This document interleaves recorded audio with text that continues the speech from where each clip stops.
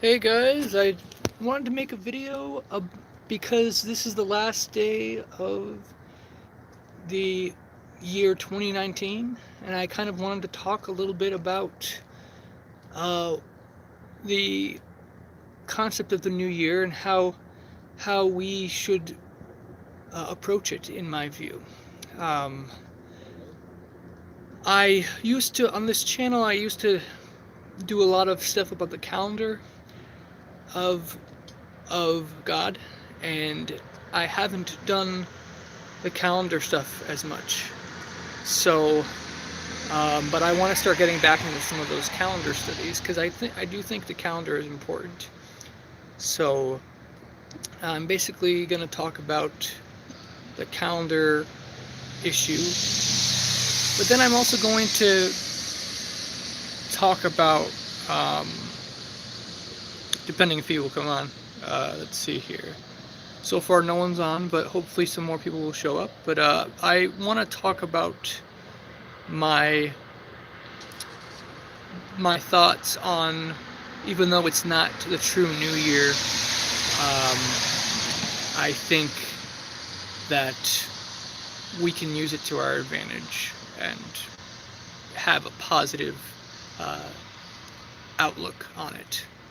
So, according to the scriptures, as we know, the true New Year's is it actually starts in the spring. In March, mid-March is when the year starts according to the scriptures. And also we know the day, according to the Bible, the day starts at a specific time. I believe it starts at sunset, but there are some people who disagree with that. But we know that it either starts at sunset or sunrise when a day starts, according to the scriptures. But the days of hello guys, thanks for coming on. The days, according to the secular world, they start counting it at midnight, and there's also the whole thing with the at least in the U.S. there's a you uh, daylight savings time, which messes up the time as well. Um, so basically, we know that it's not truly the new year yet. The new year, according to Scripture, is in March. But some Jews believe it's in September around, or in the fall. They because they follow the lunar calendar, and their calendar also has their year starting in the fall. But we know, according to Scripture, such as Exodus and the Book of Enoch, that the year starts in the spring.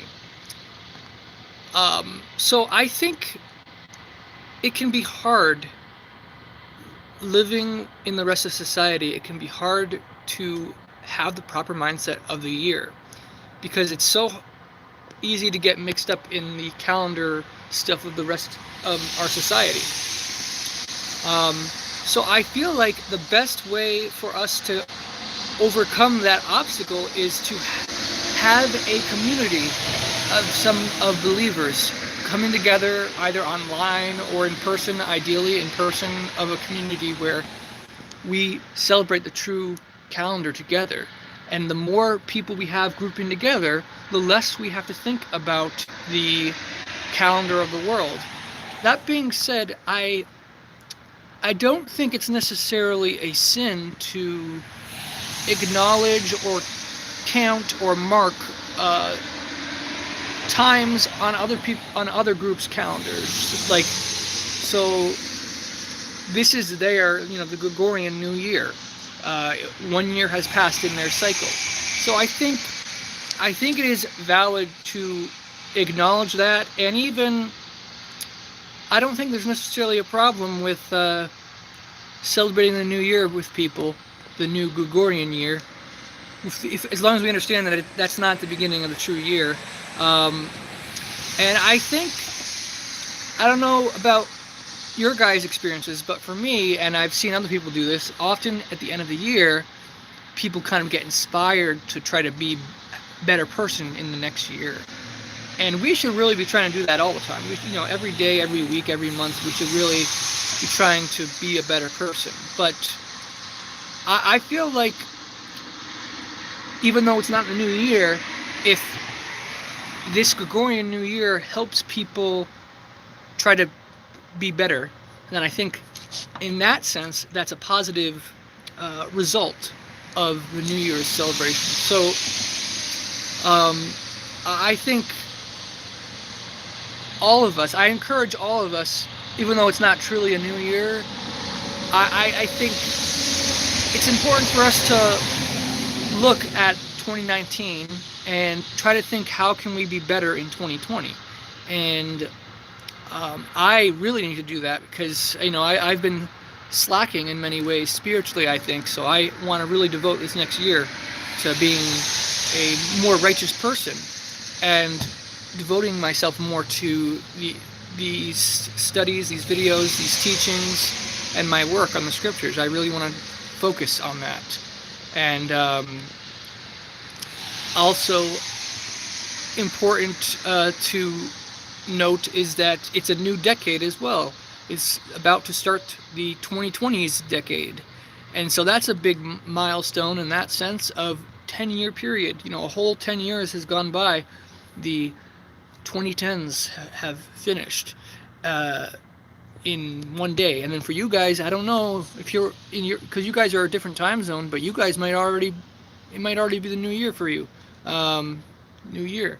So it's definitely a big, it's something big, like, oh, wow, this, 10 years has passed and now it's going to be another 10 years. And what are things going to be like in the next 10 years? So I really want to make these next 10 years count. For myself, I don't know about you guys, but for myself, these last 10 years have been very heartbreaking and very depressing. Like I've gone through so much heartbreak and hardship in these last 10 years.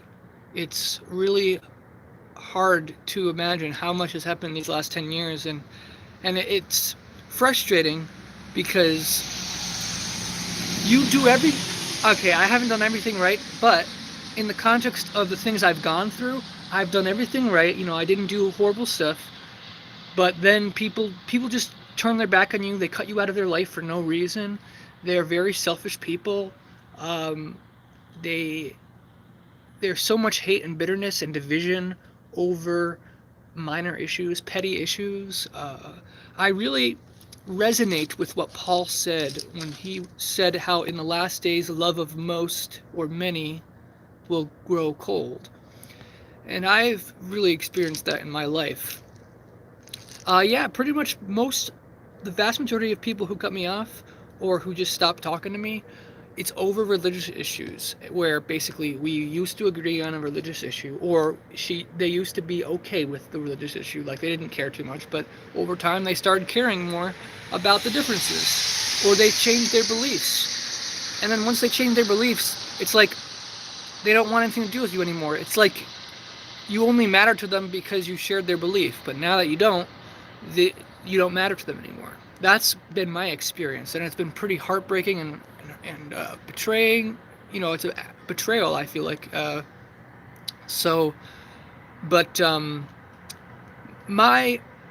For a lot of people, family is not their stronghold or their rock that they can rely on. But for me, family has been. Now, my family hasn't been the nicest. Sometimes they might say some hurtful things to me. But then again, many people, like, you can't just cut someone out of your life because they did something wrong to you or they hurt you in some way. You need to be the better person and try to forgive or try to make things right with each other. So that's something that my family has got right, where my biological family, even though we don't always get along and sometimes we say things we shouldn't or do things we shouldn't, we never cut each other out of each other's life, and we try to keep the love and peace of the family. And that's something really nice to have. Not everybody has that. Sometimes family cuts you off because of your religious beliefs. They don't want anything to do with you because they think you're crazy or off the deep end, and they think you're just not someone they like anymore. So that's very tough. But so luckily I have some people in my life that have been there consistently. I do have some friends online who have stayed friends with me. I don't always talk with them, but when I occasionally, it's hard to talk with so many people. Over time, you start getting tired because there's so many people to talk to, and sometimes it's nice just to relax and be by yourself. But there's a lot of people that I still have in my contacts, which we're on good terms. We just might not have spoken in a while, but I can still talk with them, and it's still nice to catch up with them. So so I'm hoping these next 10 years are going to be significantly better than the last 10 years. And maybe these last 10 years have been so bad is because I haven't been devoting my life entirely to God. Maybe I've been slacking in that sense, and that's why my 10 years have been so tough. But then again, the scriptures speak of if you follow the Messiah, you will be persecuted, you will suffer. So, in many ways, we probably should be expecting suffering our entire lives if we're truly trying to follow the truth. And that's depressing in and of itself, that the Messiah tells us that we're going to be suffering our whole lives just like he was suffering. And so, but it's important that we take that seriously and that we live our lives fully to God. And if we're not yet, then try to make steps in that direction. And so in these next 10 years, I'm going to really be focusing on this Bible project and my studies and trying to live morally, a moral good person. And so I really hope to have this Bible project finished. Well, okay, not finished, but at least the main Bible, the regular books of the Old Testament and the regular books of the New Testament.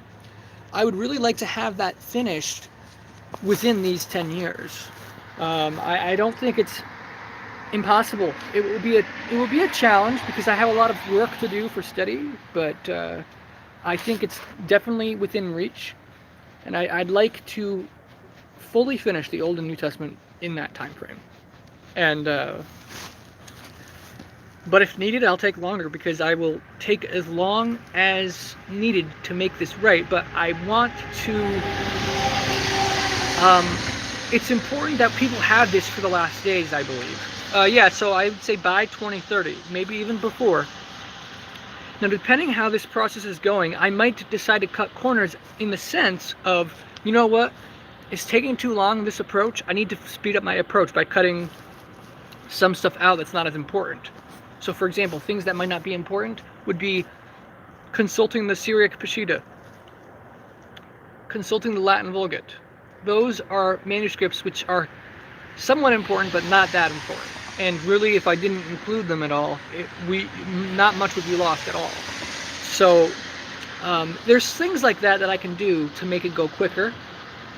I can also decide to, if needed, I can do less literal than I want. Maybe I can translate more like the regular translators translate. Still translating somewhat literally, but perhaps I wouldn't go super literally so that I could speed up the process.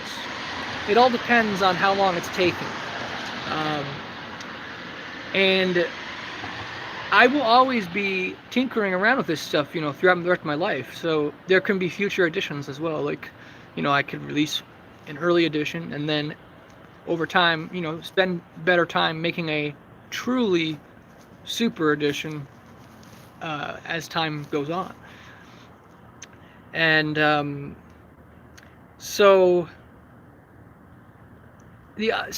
basically, it's my understanding that the Messiah is going to come back in about 150 years. That's a long time from now. If I'm right, 150 years.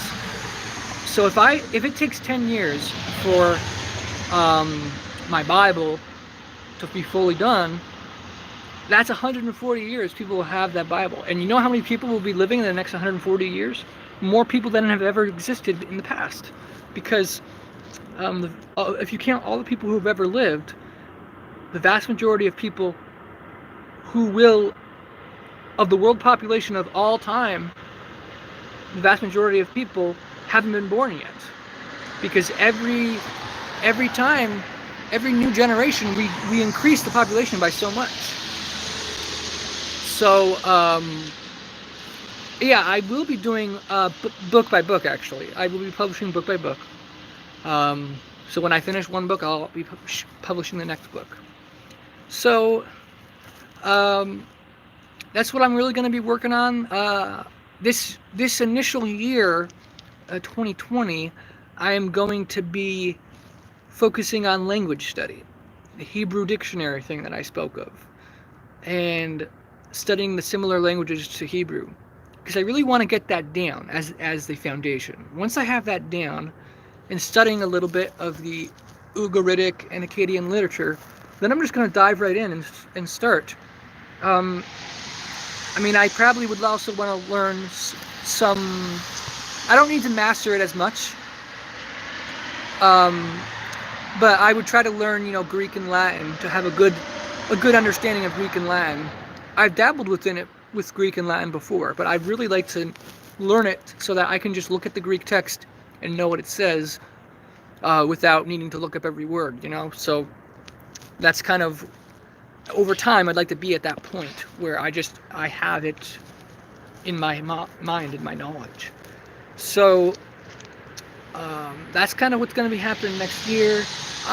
As I said, I'm going to start trying to attend another thing about how these last 10 years have been horrible for me.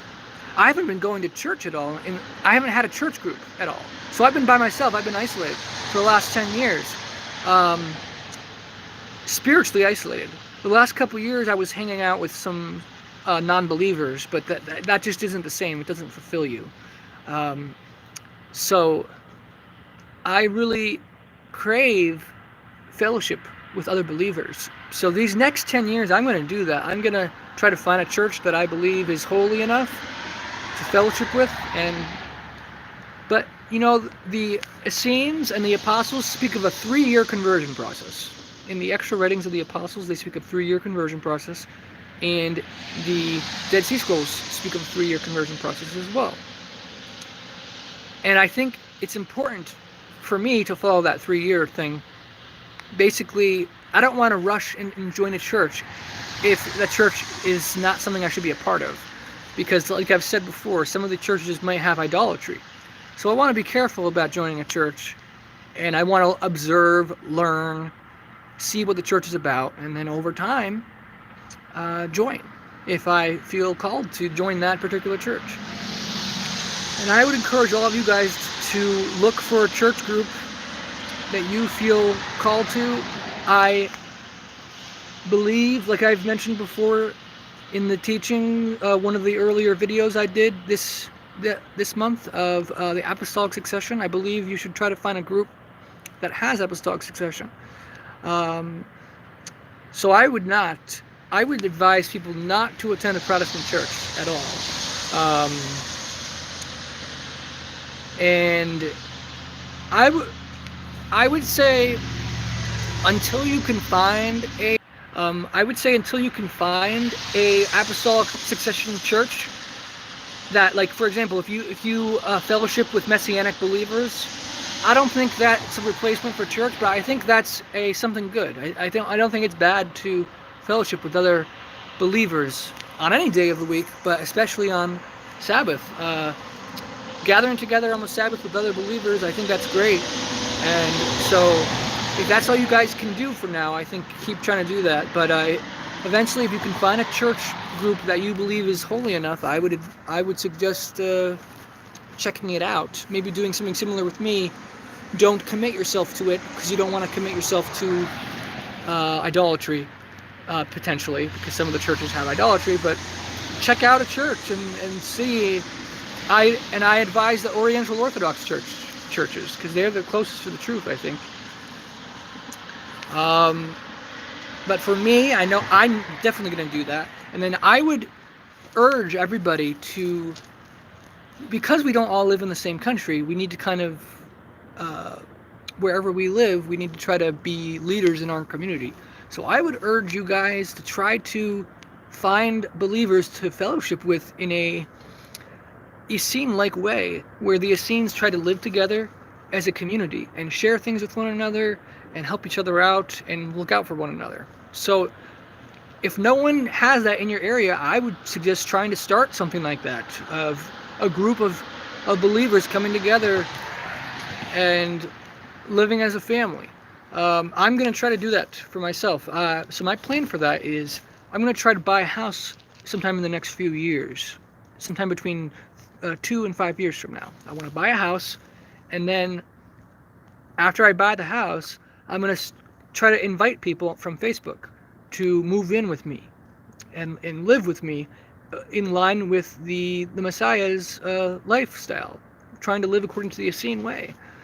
And then as more people, I want to invite as many people as I can to live with me. And we will share resources. We will share money. We will share our possessions. But there will still be a individuality, because I believe in individuality as well. Of the Torah has people. The Torah treats it as, you know, people have possessions, like they have their own goods, but they also share their goods. So I think you can have both. I think everyone can have their own possessions, but also share them with each other. And I want to have something like that, where people just come together. And so that's what I'm going to be working on in this next decade, is to establish an actual community. It's going to start out small, just my house, but I want to have at least 4 or 5 people living in my house who are not related to me at all, and then see what happens from there. Maybe buy another house at some point, or buy a bigger house, things like that. So I have a lot of good goals for the upcoming decade, and I look forward to sharing with you guys what happens as I progress. My break's almost done, so I'm gonna end the video here. Thank you guys so much for listening in, and hope you guys have a good new year, and shalom. God bless you guys, and I'm glad to know you guys. I'm glad to have you guys on my channel and listening in. It means a lot to me and encourages me, even though it's only a few people right now. I think also the reason for that is because probably a lot of people are working in the States anyway, in the US. So that's probably why not too many people are showing up. But we'll see. On the Sabbath, I'm going to start. Actually, this Saturday, I'm going to do my first Sabbath study on something. I'm not sure what yet, but and then hopefully from there we'll have a good gathering every Sabbath, hopefully, and over time more and more people will participate, hopefully. So anyways, that's it for now. I probably won't make another video this week until Sabbath. So alright guys, bye.